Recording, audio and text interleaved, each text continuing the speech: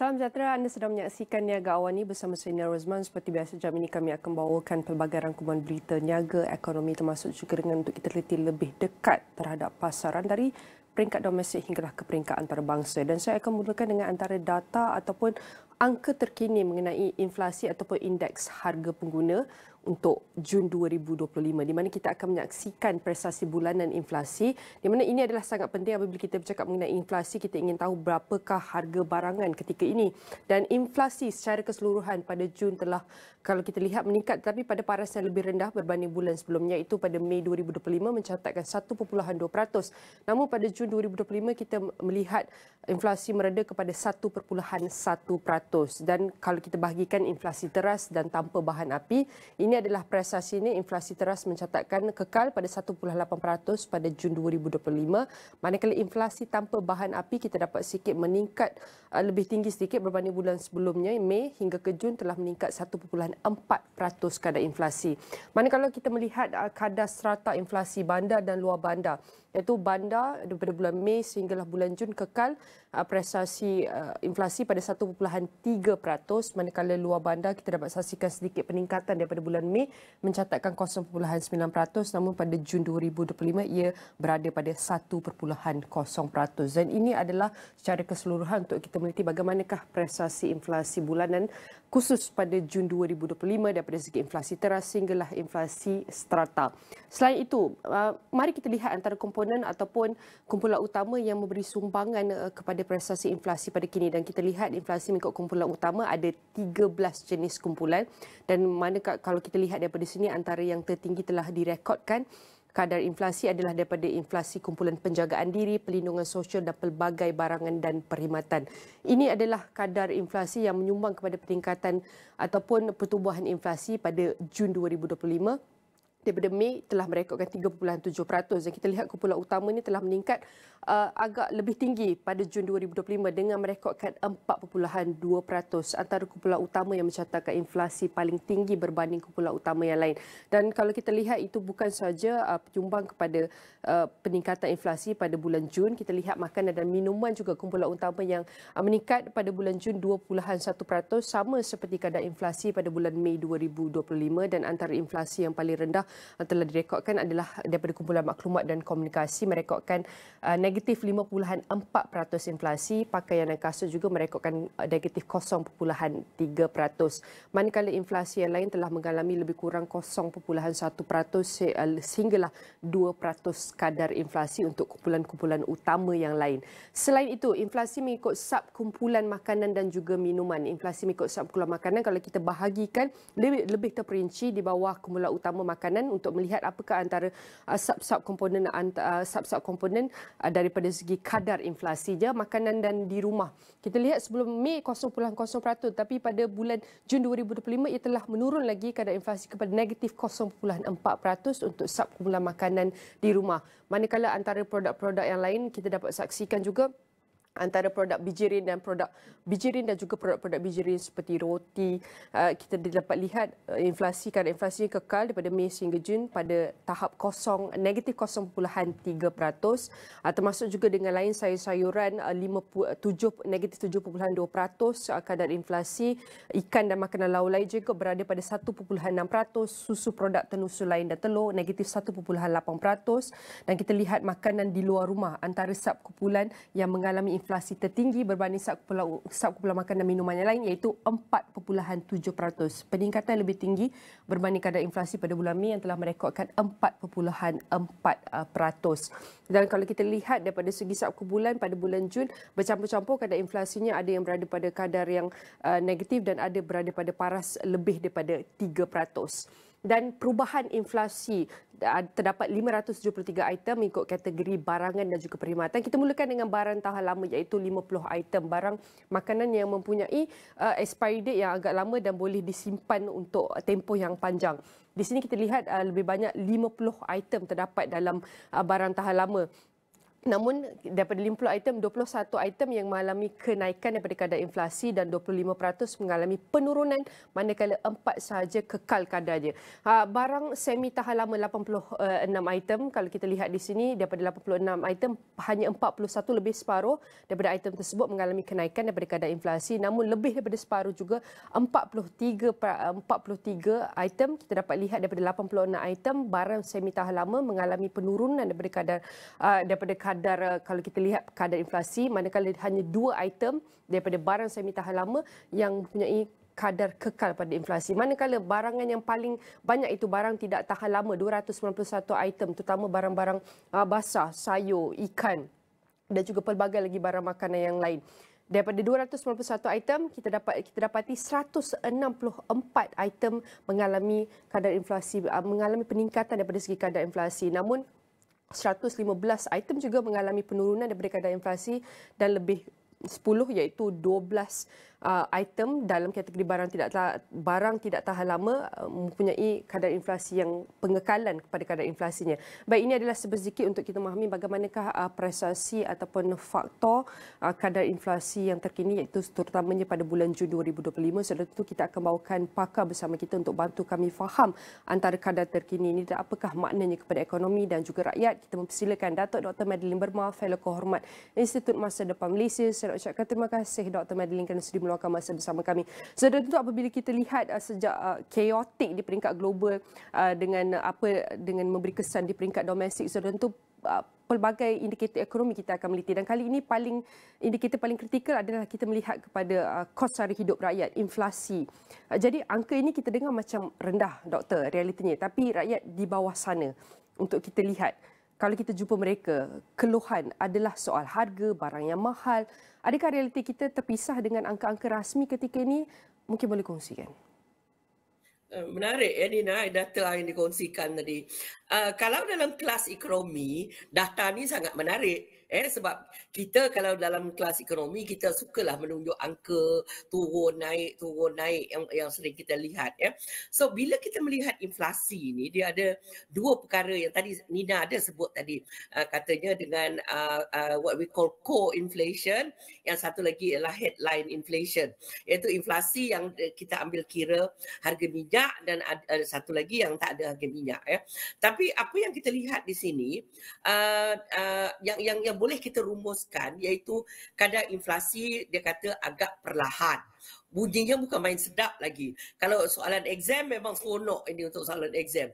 Tapi kalau you turun ke bawah, bercakap dengan rakyat biasa, 1.1% is nothing to them. Sebab bagi mereka ialah bila you keluar ke pasar, you pergi barang, tadi disebut Nina ada perincikan. Sebenarnya dia ada lebih 2,000 barang yang dikira tau untuk mengira IHP ni, indeks harga pengguna ini. Walaupun 13 kumpulan, tetapi sebenarnya lebih 2,000 barang yang diambil pengiraan. Jadi bila kita lihat pengiraan ini, yang realitinya sebenarnya rakyat secara umumnya, kalau you tanya, tak ada siapa yang mengata harga barang semakin bertambah baik. Tapi sebaliknya mereka mengatakan bahawa kos hidup sekarang memang sangat tinggi, dan kalau kita lihat walaupun disebut tadi bahan makanan di dalam rumah, di luar rumah, yang basah, tak basah dan sebagainya tu dikatakan peningkatan yang sangat kecil sekali, tetapi di peringkat akar umbi bagi rakyat, bila pendapatan you hanya you bayangkan kalau pendapatan you hanyalah 1,700 lah, minimum wage, kenaikan 1% ni sangat bermakna bagi mereka. So jadi bagi saya memang terpisah dari realiti sebenarnya. Apa yang angka yang Nina tunjukkan tadi itu ialah angka yang dikutip oleh Jabatan Statistik Malaysia.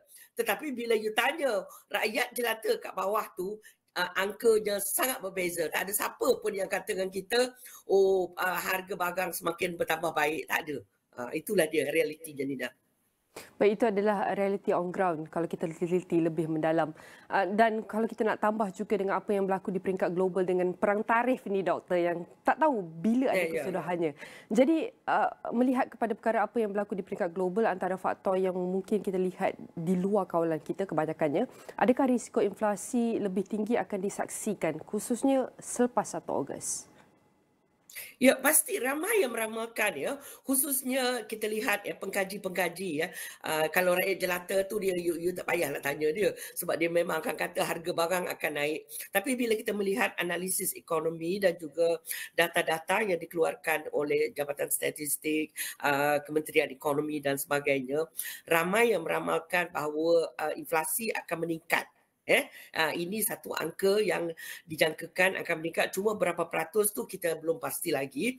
Tapi yang ketaranya ialah disebabkan tadi Nina ada menyebut tentang perang tarif ni memang tidak akan berakhir, dan kalau kita lihat inflasi ni sumber dia dua. Satu yang dikatakan tolakan kos, iaitu disebabkan oleh kos barangan naik. Yang satu ialah disebabkan oleh permintaan. Yang agak ketara sekarang ni ialah disebabkan oleh kenaikan kos barangan. Macam tadi kita katakan sebab bila perang tarif ni berlaku, maka harga barangan import akan naik. Tadi disebut, Nina ada menyebut tentang bijiran lah dan sebagainya. Dan kita melihat harga-harga ini juga akan meningkat. Jadi saya menjangkakan juga seperti juga pengkaji-pengkaji yang lain menjangkakan bahawa kadar inflasi akan meningkat dalam masa mendatang. Ya. Saudara tu, kita nak melihat data-data ataupun indikator ekonomi selepas ini dengan lebih detail dan penting untuk kita memahaminya lebih mendalam kerana kita akan pihak dasar polisi kerajaan juga akan meliti setiap angka-angka ini dan situasi on ground ini untuk merangka satu dasar yang lebih relevan, yang lebih sesuai, yang dapat memenuhi keperluan ekonomi dan juga rakyat itu sendiri. Dan data menunjukkan sejak 10 tahun lepas purata peningkatan upah tahunan doktor adalah 3.7 hingga 6.9%. 2025 merekodkan median upah sektor formal sebanyak 9.4%. Manakala inflasi pula sekitar 2% sejak sedekad lalu. Adakah ini keadaan kondusif yang perlu ada atau apakah antara aspek lain yang perlu kita ambil kira bersama? Ini yang selalu menjadi isu ya Nina. Bila orang kata harga barang naik, maka berlakulah tuntutan untuk gaji naik pula. Jadi tapi dari ekonomi ini yang kita panggil spiral tau. Dia akan mewujudkan satu kitaran. Gaji belum habis dia kena announce, dah kita tengok harga barang dah naik di pasaran ya. Jadi ini yang menjadi masalah dia sekarang ya. So sama ada pendekatan adalah dengan menaikkan gaji, sebab kalau sekarang kita lihat ya, gaji minimum 1,700 tu bukan main susah lagi nak melaksanakannya. Tapi bila sebut aja di announce, ini nanti pukul 10.30 ni, kita menjangkakan Perdana Menteri nak announce, tak apa benda lah untuk rakyat. Saya pun nak tunggu ni, nak senyum ni. Saya mengharapkan ada benda berkaitan dengan barangan jugalah, kos barang ni sangat mahal sangat. Tadi walaupun Nina sebut tentang harga barangan luar bandar dan bandar itu didapati luar bandar agak rendah sedikit. Saya baru balik daripada Sarawak, saya baru balik daripada Betong. Ya ampun, saya tengok harga barang yang dulu saya anggap barang saya beli dekat pasar malam tu ataupun pasar tamu tu, kalau dulu saya boleh beli harga dengan RM1, sekarang semuanya RM2 ke RM3. Ya ampun, saya kata harga rebung, ada. So, jadi benda macam ni susah you nak explain dengan rakyat tau. Jadi jangan tak payahlah cerita pasal tarif ni, terlalu tinggi bagi mereka. Cuma yang basic aja ya, barangan asas di pasar tamu, di pasar malam dan sebagainya tu pun sukar untuk dikawal. Tapi benda ni pun juga sukar sebab kita ada beberapa cara untuk mengawal. Dasarnya pertama, kerajaan sering menggunakan OPR ya, dasar monetary. Kawal OPR tu, itu untuk rakyat jelata agak pening sikit lah nak faham ya. Bila berlakunya inflasi, bagaimana nak mengawal inflasi, naikkan OPR ke turunkan OPR. Satu lagi ialah dasar fiskal, dan itu bermain dengan cukai. So, tapi itu dari segi kerajaan. Rakyat sendiri tu yang menghadapi lebih banyak masalah. Bagaimana nak mengurus keuangan mereka. Gaji macam tadi Dina kata. Gaji naik berapa peratus saja. Sedangkan kadar harga barang, kos hidup meningkat mendadak. Jadi kita lihat tidak setimpalnya kenaikan gaji dengan kenaikan harga barang ini menyebabkan keluh resah rakyat ini amat sukar sekali untuk ditangani. Tetapi ini tidak bermakna kerajaan tidak melakukan apa-apa ya. Sebab kita lihat kerajaan berusaha sedaya upayanya untuk mengurus kos hidup yang tinggi ini. Ya. Dan kalau kita lihat usaha ini bukanlah mudah, kita memerlukan kerjasama daripada setiap pihak dan setiap peringkat. Melihat kepada, kalau kita lihat sebelum ni kerajaan pengumuman rasionalisasi subsidi diesel sebelum ni, mungkin apabila pengumuman dan pelaksanaan RON 97 diesel ini, mungkin ramai yang menjangkakan inflasi mungkin di tahap ini, tetapi mungkin ramai rakyat mungkin tidak faham ataupun kita lihat tarikh itu agak jauh, tetapi mereka memikirkan global. Mungkin tahap kadar inflasi itu akan lebih tinggi daripada impak rasionalisasi subsidi itu sendiri, dan kerajaan juga dijangka untuk laksanakan rasionalisasi subsidi. Ini boleh dikatakan ubat pahit, Doktor, tetapi kita belum saksikan rasionalisasi subsidi untuk bahan bakaran. Adakah ini akan ubah data inflasi kita selepas ini? Ya, saya memang menjangkakan seperti ramai ahli-ahli ekonomi menjangkakan bahawa ia akan meninggalkan kesan. Betul ya, ia adalah satu pil yang sangat pahit bagi rakyat Malaysia. Tetapi penjimatan daripada subsidi ini, rasionalisasi subsidi ini, kesannya dalam jangka panjang kita lihat hasil daripada rasionalisasi ini kita boleh gunakan. Ya, okey. So jadi itulah bagi saya yang penting kerajaan usahakan. Baik, Doktor, mungkin akhir sekali untuk kita berbagikan kurang daripada seminit, mungkin boleh kongsikan apakah antara jangkaan untuk pengumuman sebentar tadi, dan apakah antara kalau kita lihat pengumuman ini, adakah boleh dikatakan dijangka bersesuaian dan tepat pada waktunya? Ya, saya menjangkakan setiap kali Perdana Menteri mengatakan ada pengumuman yang baik untuk rakyat, so ini saya tunggu-tunggu ni.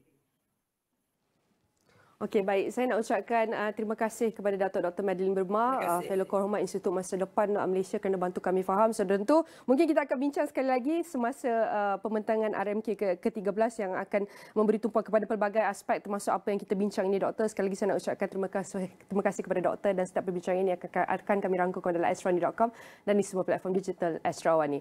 Baik, kita akan teruskan dengan perkembangan ringgit, di mana kalau boleh saya kongsikan perkembangan ringgit pada waktu semalam telah ditutup tinggi berbanding dolar Amerika Syarikat pada Selasa, dan dalam keadaan prestasi bercampur-campur, mata wang serantau berikutan, pelabur mengambil pendekatan tunggu dan lihat menjelang tempoh akhir rundingan tarif Amerika Syarikat. Menurut penganalisis, pada 6 petang ringgit meningkat kepada 4.2300 berbanding dolar Amerika Syarikat semasa ditutup pada Isnin. Dan untuk kita meneliti bagaimanakah pembukaan nilai ringgit Malaysia berbanding dolar Amerika Syarikat setakat pagi Rabu ini, berada pada paras 4.225, dan pergerakan dalam tempoh terdekat, dalam tempoh seminggu, nilai ringgit Malaysia mengalami kedudukan ataupun trend pengukuhan berbanding dolar Amerika Syarikat. Apabila anda melihat graf ini menurun, menyifatkan kedudukan nilai ringgit Malaysia semakin kukuh berbanding nilai mata wang tersebut. Dan dalam pergerakan tempoh terdekat ini, kita dapat saksikan antara nilai paling lemah telah direkodkan nilai ringgit berbanding dolar adalah 4.2564, dan antara nilai paling tinggi adalah 4.227, dan itu juga merupakan antara range pergerakan nilai ringgit Malaysia berbanding dolar Amerika Syarikat yang dapat kita saksikan sepanjang minggu sehinggalah prestasi setakat pagi ini. Baik, saya akan beralih kepada prestasi Bursa Malaysia yang susut 0.34% ketika ditutup pada Selasa. Penurunan hari kedua berturut-turut berikutan kekurangan sokongan belian dan ketiadaan petunjuk kukuh daripada indeks serantau utama yang terus menjejaskan sentimen pasaran. Dan pada 5 petang, FTSE Bursa Malaysia di sini kita dapat saksikan turun 5.19 mata kepada 1519.40 daripada 1524.59 ketika ditutup pada hari Selasa, pada hari Isnin. Baik, prestasi Bursa Malaysia setakat pagi ini berada pada paras peningkatan sebanyak 1520.51, iaitu kalau kita lihat peningkatan sebanyak 1.11 dan juga 0.07%. Kita dapat menyaksikan peningkatan yang agak positif untuk pasaran tempatan, terutamanya FTSE Bursa Malaysia setakat pagi Rabu, dan ini adalah prestasi pembukaan. Dan dalam tempoh seminggu daripada Khamis minggu lepas sehinggalah Rabu pagi, Bursa Malaysia mengalami trend naik turun yang agak ketara. Namun kalau kita lihat range ataupun pergerakan Bursa Malaysia sepanjang tempoh 5 hari, antara yang terendah telah direkodkan berada pada paras 1517.23, dan dalam tempoh 5 hari ia mencapai tahap paling tinggi adalah pada 1528.49, dan ini adalah perkembangan ringgit Malaysia berbanding dolar Amerika Syarikat dan juga pasaran tempatan yang dapat kita saksikan setakat pagi ini. Banyak lagi laporan yang akan kami bawakan selepas ini.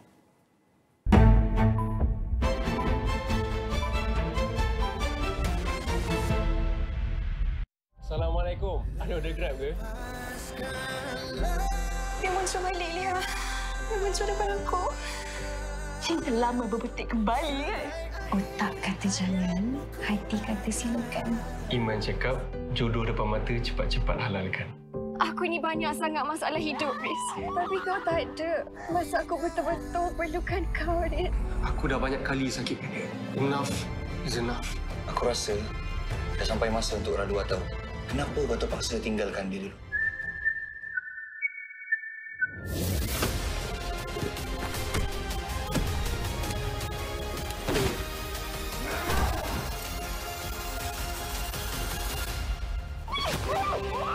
Calm down. Aku bunuh kau tengok. Tarik Rizwan, His Treasure, mulai 23 Julai, 9 malam di Astroria dan Astro Go.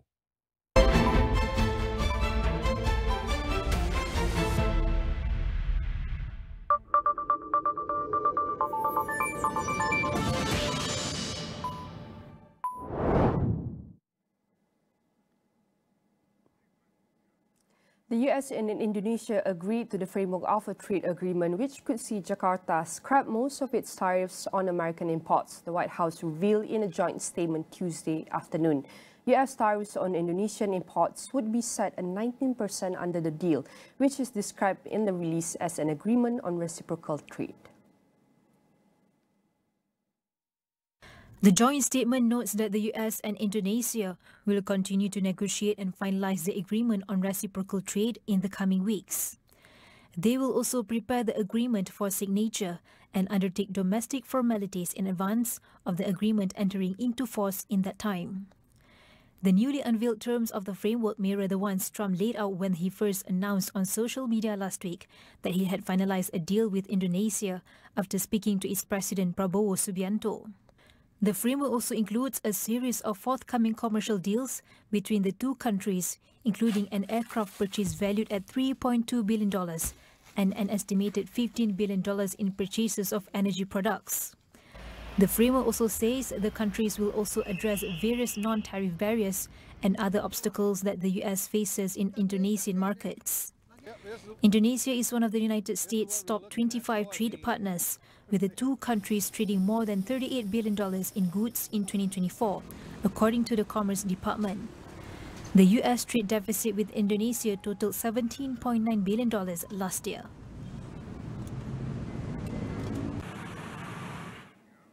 The United States and the Philippines have reached a new trade agreement that will see a 19% tariff imposed on goods imported from the Philippines, while American export to the Southeast Asian nation will remain exempt from tariffs. The announcement was made by US President Donald Trump following a meeting with Philippine President Ferdinand Marcos Jr. at the White House on Tuesday. However, it remains unclear whether a formal agreement was signed, as few details have been released. Under the agreement, the 19% tariff will be paid by American businesses importing Philippine goods. The same terms apply to a similar deal reached with Indonesia, which was announced shortly after the Philippine agreement.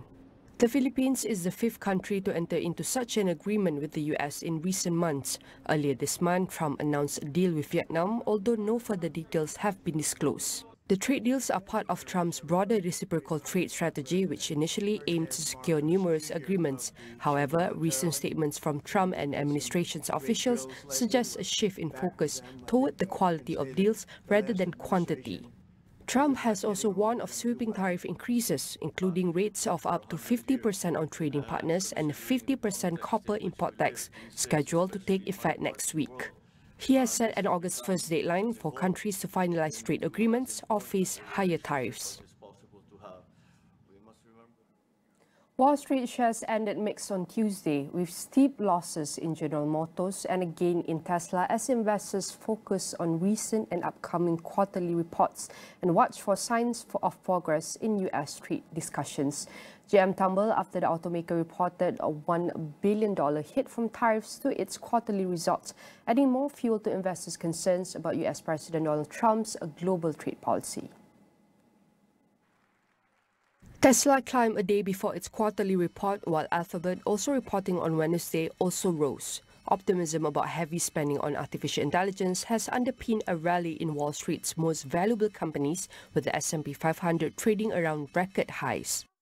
the uncertainty that the on again, off again tariff policy announcements is really starting to affect prices and returns for different sectors of the market and different parts of the economy differently. I think that the likelihood is that the August 1st deadline gets pushed back yet again. Secretary of the Treasury, Scott Bessent, has already announced that the August 12th deadline pertaining to China is going to be pushed back. And what that means is that we're going to be living with this uncertainty, in particular, those sectors of the market where the tariffs really bite. We saw this with GM earnings recently, where they took $1 billion hit on the tariffs. We think that this uncertainty is going to continue to drive the markets, both fixed income equities, for quite some time to come. The Trump administration is not going to give up on this. President Trump has been talking about tariffs, and he has a strong belief in tariffs. He's been talking about this for 30 years. The fact that he's gotten some pushback in certain areas, the fact that he hasn't reached a lot of actual hard deals so far, it's only been 90 days. In the world of trade negotiations, 90 days is nothing. They can't even agree to where to set the bargaining table in 90 days. So we've got a long way to go on this. My guess, my strongest sense, is that we're going to end up with across-the-board tariffs that are going to be in the range overall of around 30%. US trade policy remains a major point of uncertainty for investors and companies as Trump self-imposed August 1st deadline for many countries to reach agreements with the White House approaches. US Treasury Secretary Scott Bessent said he would meet his Chinese counterpart next week to discuss an extension to the August 12th deadline set for tariffs on imports from China.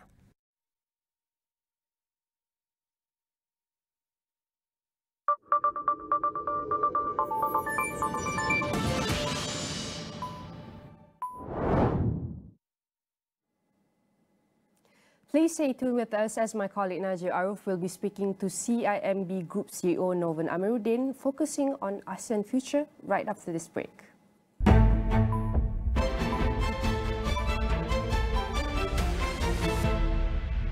When the superpowers move, the ground shifts.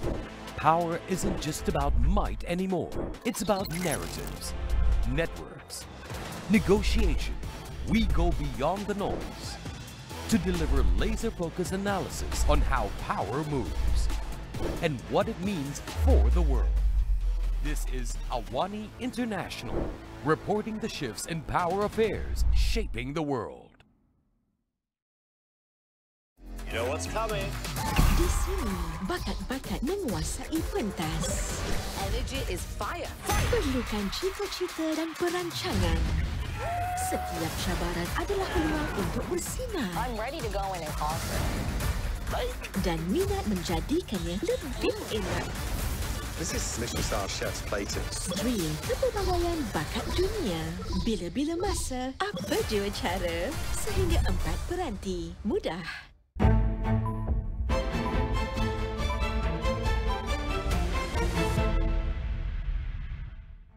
Let's start with some of the key facts about ASEAN, which I'm pretty sure all of you guys are aware of in terms of ASEAN. Of course, ASEAN is the home for over 618 million people, more than European Union or EU itself. And of course, collectively, ASEAN is already the 5th largest economy in the world, and by 2030 is projected to be the 4th largest economy in the world. It's very significant, and in terms of adoption, which will be touch about the topic, digital adoption is accelerating.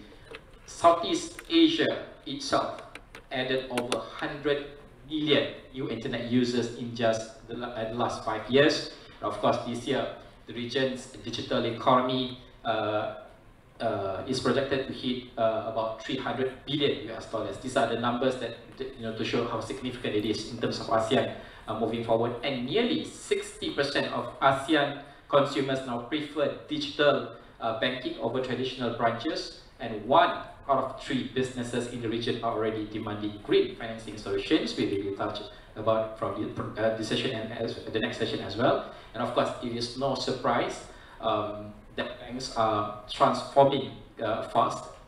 9 out of 10 ASEAN banks are now prioritizing digital first strategies. CIMB, of course, is at the forefront. And we are talking about AI-driven. We are talking also about financial AI-driven as a financial tools and sharp compliant digital product as well. Of course, and ASEAN currently, just like any other region and any other countries, we are at the crossroads now in terms of facing geopolitical and geoeconomic tensions. And also digitalization is basically redefining industries, and sustainability is no longer an option for most of the companies and business in this particular region. Having said that, let me introduce to you Novan Amiruddin, the Group CEO of CIMB Group. Novan, thank you so much. It's a pleasure having you with us today. So for the next 1 hour, we're going to split the session into 2. So we're going to have Novan and I going to talk about the topics in regards to CIMB. After that, we're going to open to Q&A, which I'm pretty sure all of the regional members of the media would like to ask questions. So just like what I told Tommy and Novan and Teddy, I'm putting my moderator hat today rather than journalist hat, but worry not. I supplied all my questions to Norman, so Norman will be asking questions I need to ask as a journalist. I want to ask first, because let's start with the easiest topic, the geopolitical and geoeconomic tension. We've seen a lot of numbers being said in terms of tariffs that is impacting in this region, from 10% all the way to 45%. Of course, the number has changed depending on the trade deals now. But how, in terms of CIMB, with raising geopolitical and geoeconomic tensions, how CIMB basically, recalibrating its regional risk lens, especially in trade-exposed economies? Well, Najib, thank you so much, for coming to our office today. Thank you for your time, and also to the media all across the region. Thank you for coming to CIMB and KL today. So yeah, I mean, I'm not going to elaborate about the tariffs and the geopolitics. We all know that. Your question about how is CIMB recalibrating? No, I wouldn't use the word recalibrate. At the end of the day, we are a purpose-driven bank, and our purpose is to advance customers and societies in all the markets that we operate. In these times of heightened uncertainty and volatility, we are going to increase, our focus to be with our clients. Because this is a time where it's, there's a lot of uncertainty, it's difficult to predict, difficult to forecast, difficult to do business. This is the time where CIMB is double downing and going to spend more time with our customers. We're going to be traveling more, we're going to be discussing more with our customers, we're going to be finding for ways to provide better solutions in times like this. So if your question is about how are we recalibrating, I would say we are recalibrating by spending more time with our customers, because ASEAN is our home, our purpose is the customers and society, and therefore we're gonna spend a lot more time in ASEAN with our customers. The trade is such intertwined in that sense, it's very complex. But in terms of tariffs and in terms of the uncertainties that are happening currently, how do you support your clients in navigating the cross-border uncertainties, one thing, and also opportunity you see emerge from the whole situation in this particular region? So there are a few areas in terms of how we are focused on supporting our clients, reducing uncertainties in times of heightened volatility that we're seeing. And I'll break this down into a few areas. One area is we need to reduce friction. And if we reduce friction, make it easier for our customers to conduct business, to conduct their payments, that would reduce some level of uncertainty. And with that, CIMB is extremely focused on our digital offerings. And we have digital offerings for every customer segment. For retail customers, we have our Octo app that is extremely focused on the fastest and smoothest and safest customer journeys. For the larger mass retail market, including the underserved, here in Malaysia, we have Touch and Go, which is our wallet that serves 30 million customers. And we're going to launch in October a refreshed version of what we call OctoBiz, and this is the equivalent of Octo for our consumers. This digital offering will be for companies, and we're going to launch OctoBiz in October across the region, and OctoBiz is going to be the digital way for our non-retail customers to basically operate. So that is in terms of reducing friction.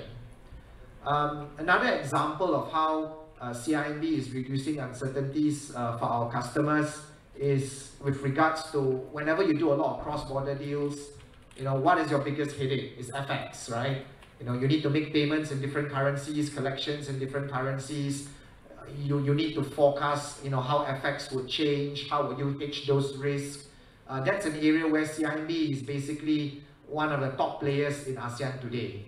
We have an extremely strong wholesale and treasury and markets team where FX is one of our main business pillars. I'll give you one example. For those of you in Singapore, I don't know if you're a CIMB customer, but what we do is we guarantee the best FX rate between Singapore and Malaysia. And it goes back to our purpose of advancing customers and society, because we know that there's a lot of people in Singapore who actually send money to Malaysia. You could be a Malaysian working in Singapore, send money back home to your parents, pay your mortgage, pay school fees for some of your family members, and you need to reduce that headache of uncertainty of what the FX rate would be, and we at CIMB guarantee the best FX rate. So that is one product that has been extremely successful for us. When it comes to investments, and when we talk about investments, one area that is discussed a lot is FDIs. We all heard about the Johor Singapore Special Economic Zone. A couple of months ago, Najib, I think when we were speaking in Johor during the launch of the event, CIMB made a commitment that we are going to mobilize 10 billion ringgit of financing over the next 3 years. And 10 billion ringgit, is roughly about slightly over $2 billion US dollars.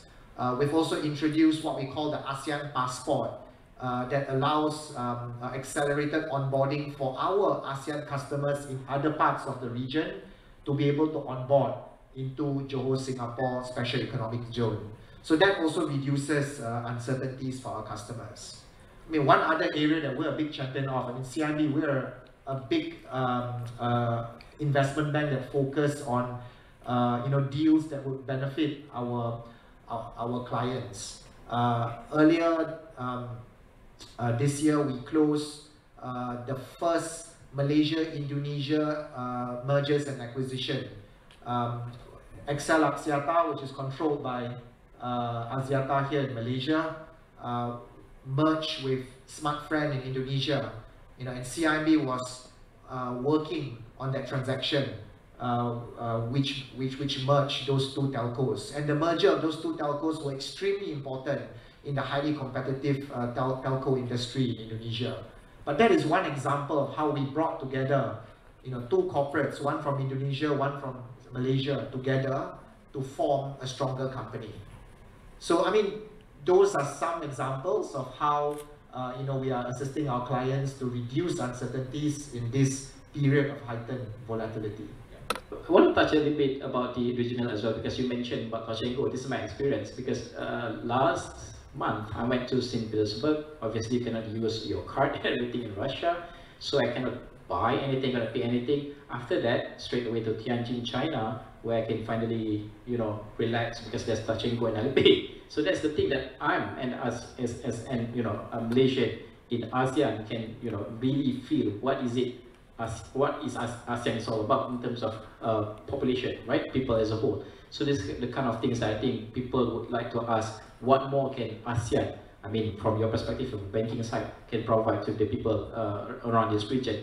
But I want to ask, despite all these headlines and uncertainties, turbulence and all that, what are some of the deep fundamentals of ASEAN that you see based on your point of view that the investors should be look at or watching? I mean, that's an interesting question. It's in fact, a question that's been asked a lot about, what are the benefits of ASEAN. I think we all know the benefits of ASEAN. I think we all know that it's a young population, rising middle class, fastest growing GDP, attracts the large amount of FDI globally. So we all know the benefits of ASEAN. But I think the one thing that ASEAN hasn't done enough, and it's something that we really need to focus on. This is something that we're also looking at with our customers. ASEAN is probably not telling enough stories. And let me give you an example. And just compare between markets in ASEAN versus the United States, for example. Let's take Malaysia. Malaysia, we have 30 million people. US has about what, 300? So the population is about 10x the size. But if you compare the market cap of Bursa Malaysia, which is the Malaysian Stock Exchange, versus the S&P 500, that's like 140 times.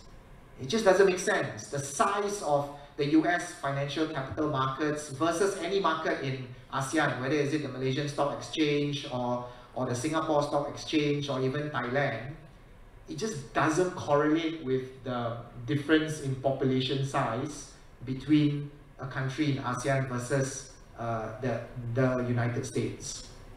And the reason why there's such a big divergence, the US market is so large, is because there's a lot of capital parked there today. There's a lot of capital parked there. You could argue that it's being invested, and the value is a lot driven by the big 7 companies that has a lot of stories to tell.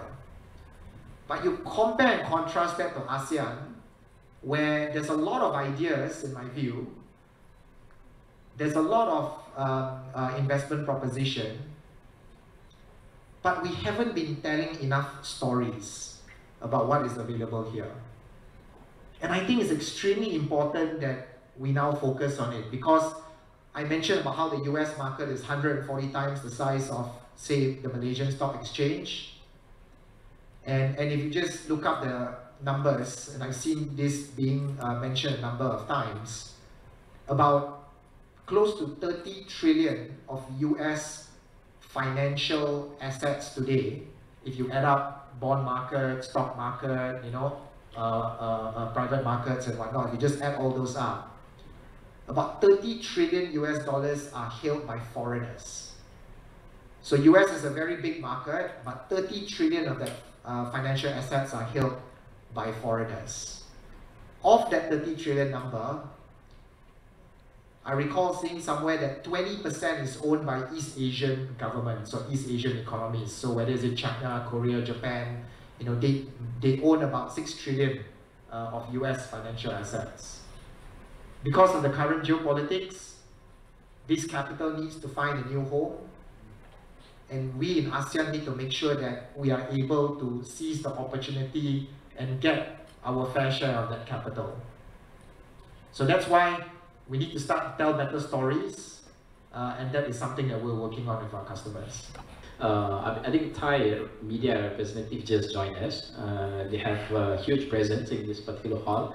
I want to talk about specific countries' operation for CIMB. Let's start off with CIMB Thai first, because CIMB Thai, has had to operate in very competitive and also maturing market in that sense. So what is your strategy today on CIMB Thai in terms of creating value direction for CIMB Thai and also long-term strategy? We've been in Thailand for a number of years. It's an important part of our overall ASEAN franchise, despite the challenges that we all know is facing Thailand today. I mean, Thailand is facing a number of economic headwinds due to, I guess, the last big investment cycle in Thailand was petrochemicals and automotive. It's been a while since large investment cycles were done. A lot of reliance on tourism. The tourism numbers have come back, but they're probably not spending like what they used to spend pre-COVID. And therefore, as a result, economic growth, GDP growth in Thailand, is about 1% today. We are facing these issues as well, being an operator in Thailand. But Thailand remains an important part of our overall franchise because it completes the ASEAN proposition for us. So while Thailand is challenging in terms of local economy and economic growth at this point in time, there's a lot of Thai corporates that has been extremely active in terms of going out of Thailand. And we at CIMB, we've been playing an instrumental role in banking all these large Thai corporates in venturing out. I mean, for example, you have the CP Group, that is in Malaysia here today via Lotus, and we are, a banker of a large group there. I mean, you see Siam Cement out in Indonesia via Barito Pacific. You see TCC Group in Thailand, in Malaysia and Singapore via Frasers. So you're seeing, a lot of activity over the last many years where Thai corporates have been venturing out despite the challenges seen in the local market. We continue to play our role to facilitate all these cross-border flows. But having said that, we still play our role in the local Thai market, just that because of the current headwinds that's being faced, we're seeing a lot of, more volume in terms of cross-border transactions. That is about Thailand. I'm pretty sure there's a lot of questions about CIMB Thai from the Thai representative, which you can ask later on during the Q&A sessions. But I want to talk about Indonesia market because this is very interesting because Indonesia is, of course, one of the major pillars for CIMB itself. But how do you positioning CIMB Niaga for the next decade in terms of growth, particularly in Indonesia, growing middle class and also digital economy? Well, Indonesia is a large market for us. About 25% of our business today is in Indonesia. We are the 5th largest bank in Indonesia today. But I think one area that would be very exciting for Indonesia moving forward is on Islamic banking.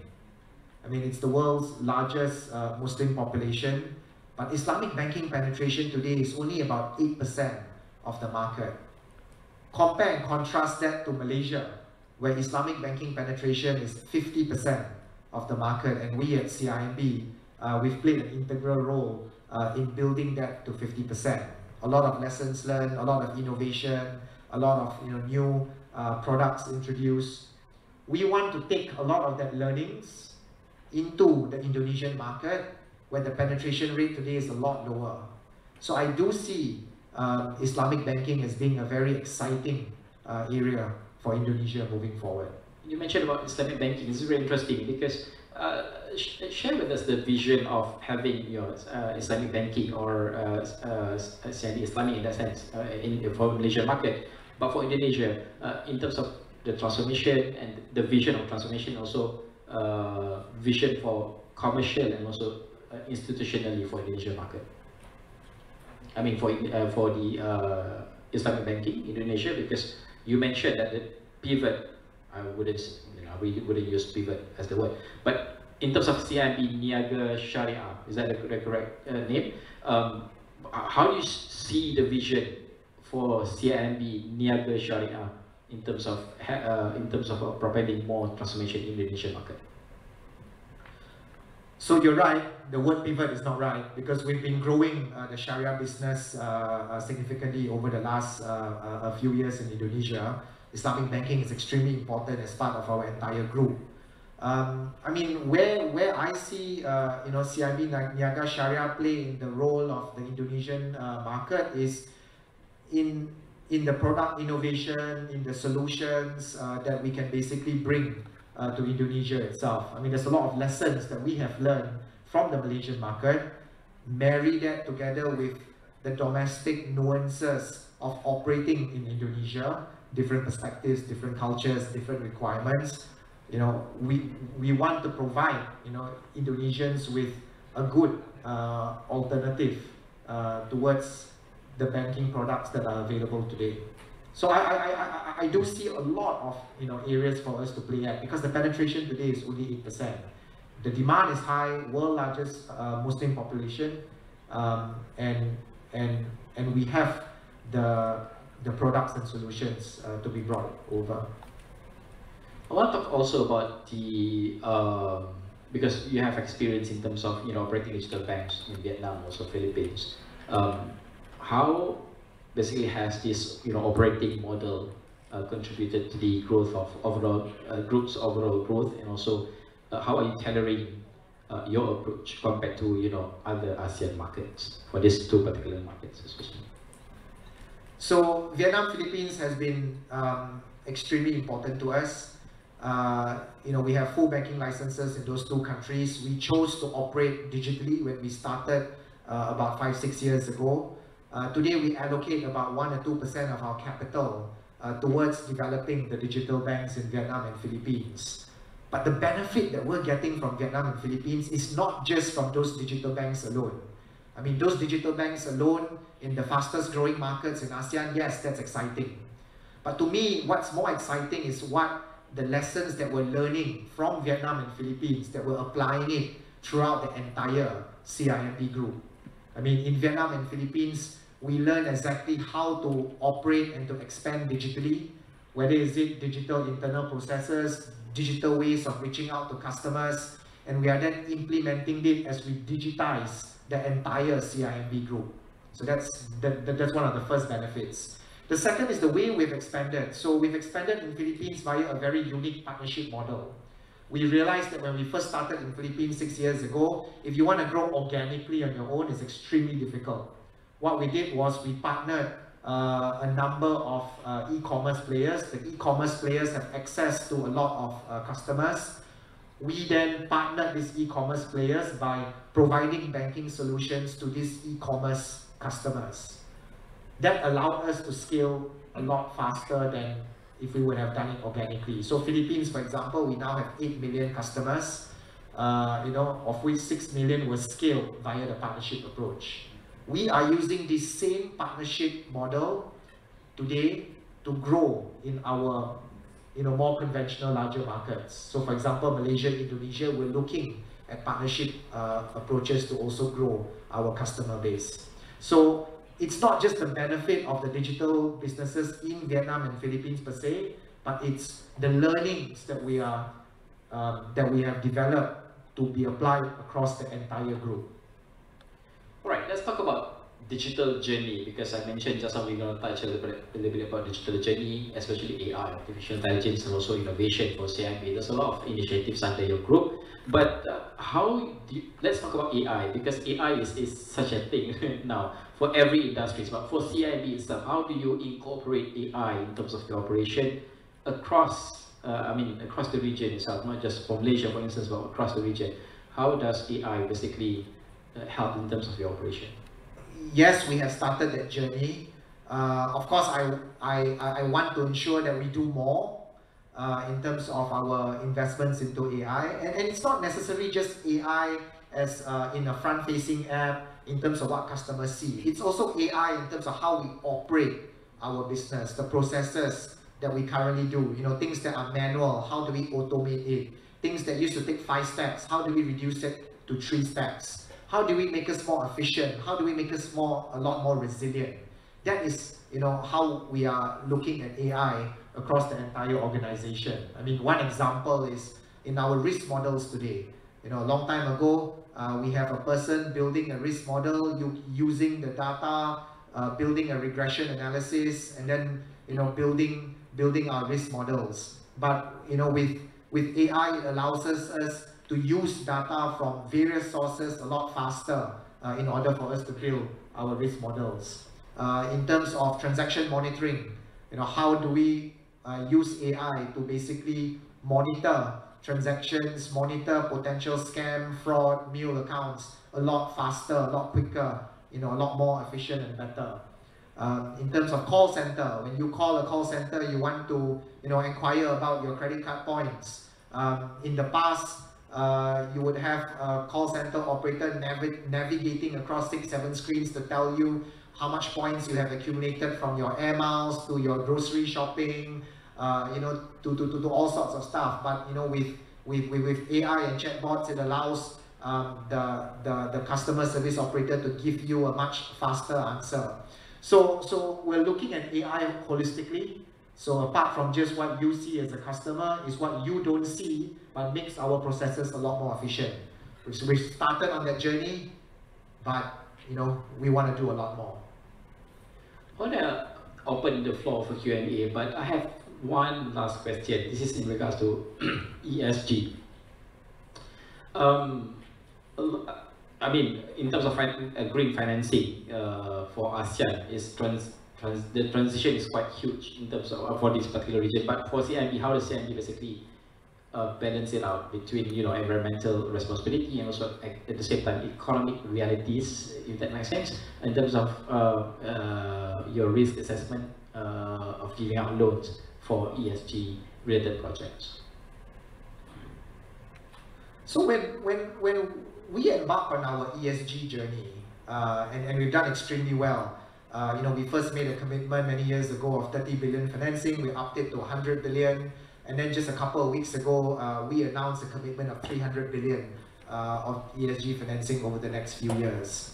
But when we embarked on this journey, it was never about trying to follow a fad. It was never about trying to win awards. It was never about, just going out there as an IR exercise, to tell everyone that we are focused on sustainability. But it was really driven by real business purpose. We see ESG as future-proofing our business and future-proofing our customers, whether is it their business or their own personal lives. Think about it. If we used to give financing to a company, and that company today relies on a global supply chain, to run their business and to service our loan. Now, if that company gets cut off the global supply chain a few years down the road because they are not ESG compliant, what happens? Company will have an issue because they won't have enough cash flow to run the business. We will be left with bad loans.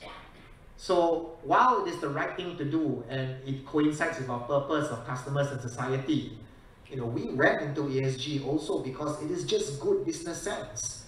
It's to future-proof our business and our customers. We're helping our customers transition from, less compliant or non-compliant to become compliant over time.